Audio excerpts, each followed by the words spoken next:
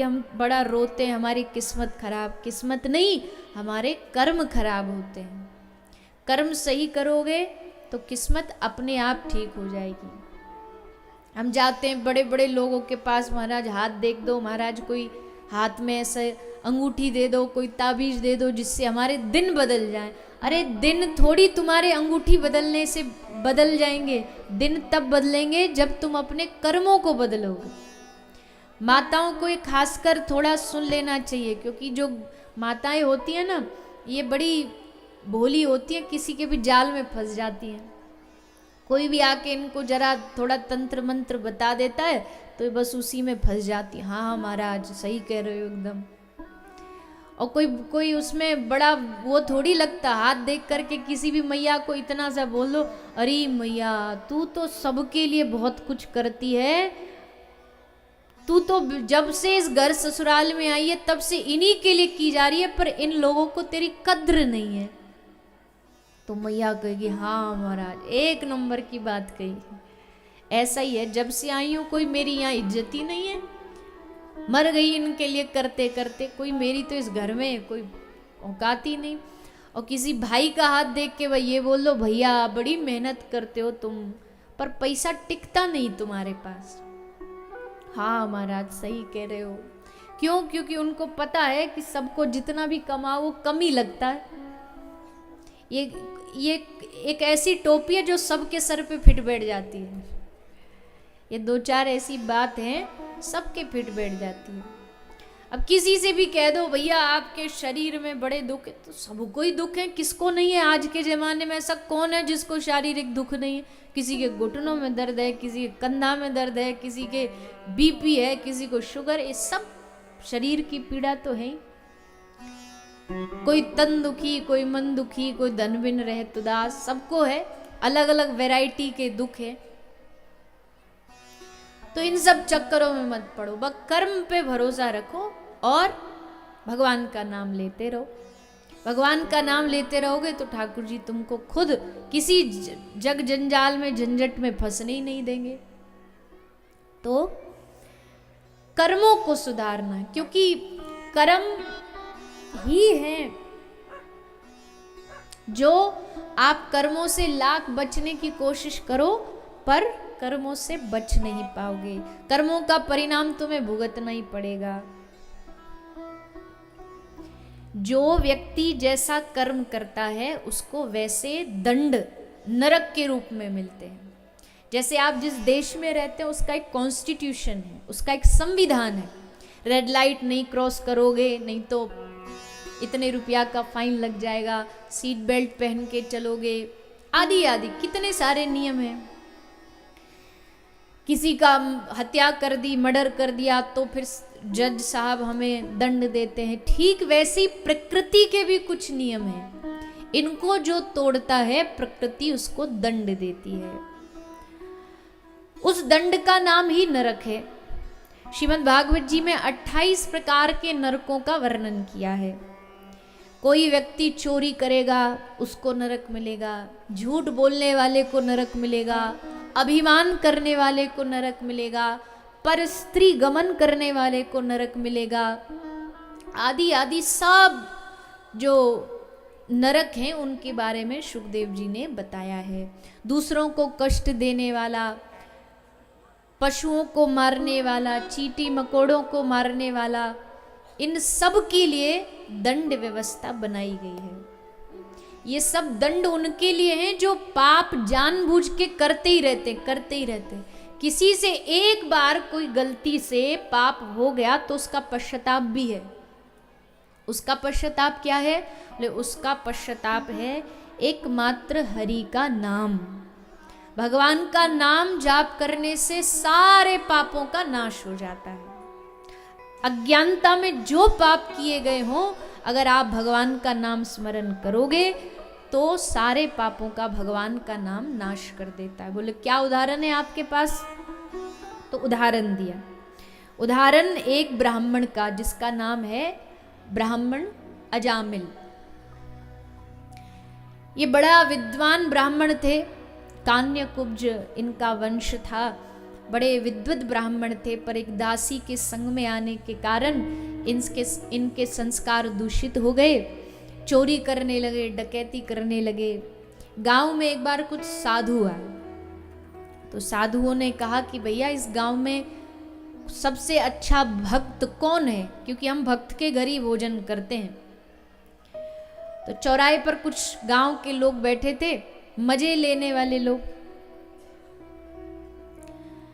तो बोले महाराज इस गांव में तो एक ही सबसे बड़ा भगत है जिसका नाम है अजामिल, उसके घर चले जाओ, खूब खातिरदारी करेगा तुम्हारी, खूब सेवा करेगा। संत बोले थे, उन्होंने समझा सच्ची कह रहे होंगे, सो चले गए।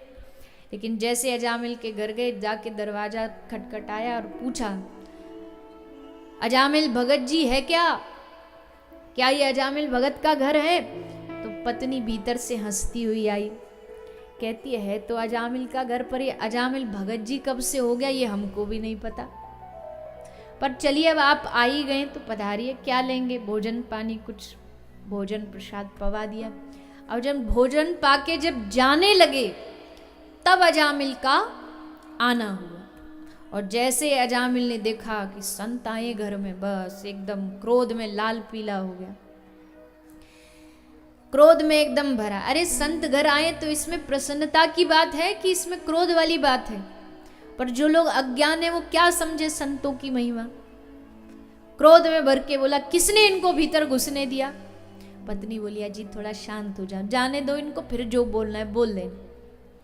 पर संत भी अड़ गए, बोले भैया भोजन तो हो गया, पर भोजन के बाद संतों को दक्षिणा भी तो, क्या दक्षिणा दोगे?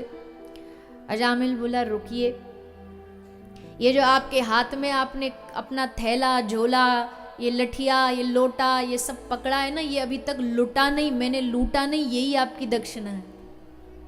मैंने किसी को आज तक छोड़ा नहीं, जो मिला सब लूट लिया, आप अभी भी ऐसे सलामत खड़े हो, इससे बड़ी दक्षिणा क्या चाहिएगी आपको? पधारिए यहां से आप। संत ने कहा कि ऐसे नहीं जाएंगे, तेरे घर का अनाज खाया है, और संत जिस घर का एक अन्न का दाना भी खा ले, उस घर का उद्धार करने का कर्ज संत के ऊपर आ जाता है। तो संत ने कहा कि कुछ तो देना पड़ेगा। अच्छा एक काम कर, एक वादा दे दे दक्षिणा में। क्या वादा दिया? तेरी पत्नी गर्भवती है, तो तू, हमें मालूम है, अपनी दिव्य दृष्टि से हम देख सकते हैं, इसके घर में, तेरे घर बेटा होगा, तो तू उसका नाम रख देना। क्या नाम रख देना? जोर से बोलिए। देखो सब कथा आती है आपको। इसका नाम रखना नारायण।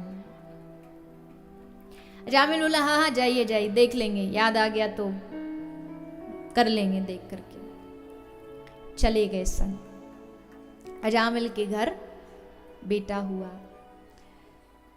याद आ गई संत की बात, और नाम रख दिया नारायण। बस एक संत की बात ने अजामिल का पूरा जीवन बदल दिया। इसीलिए कहते हैं अच्छे लोगों का संग करो, संतों का संग करो। पता नहीं कौन सी बात कब बुद्धि में बैठ जाए और कब जीवन बदल जाए, कौन सी संत की बात दिल से लग जाए, कुछ नहीं पता। तो नाम रख दिया नारायण। और अब सबसे छोटा बेटा था, बड़ा प्यारा था, लाडला था, तो उसी के पीछे लगे रहते। अरे बेटा नारायण इधर आओ, अरे नारायण बेटा जरा वहां से सामान लाना, अरे नारायण ये करो, अरे नारायण वो करो। नारायण नारायण नारायण करते करते करते दिन रात अजामिल के मुख से वो नारायण ही नारायण निकलता।